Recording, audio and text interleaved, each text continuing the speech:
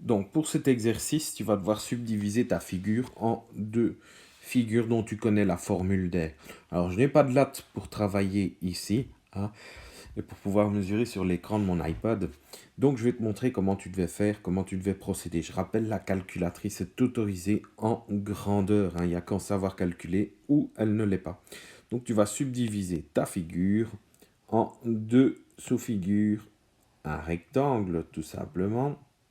Voilà, mon premier rectangle en vert.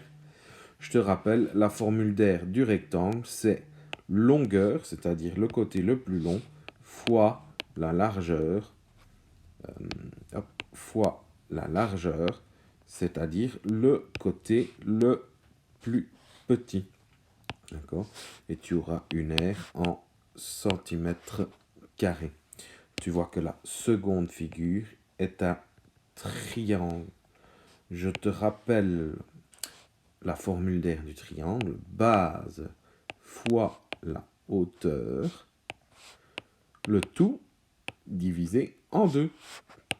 Tu obtiendras une réponse en centimètres carrés. Alors tu vois que la base, hein, du triangle, la base, elle est la même chose, c'est la même chose, pardon, que la longueur du rectangle. Et ta hauteur, eh bien, tout simplement, je rappelle, une hauteur, elle est toujours perpendiculaire. Eh bien, tu la cherches, elle est ici, hein, avec l'angle droit ici.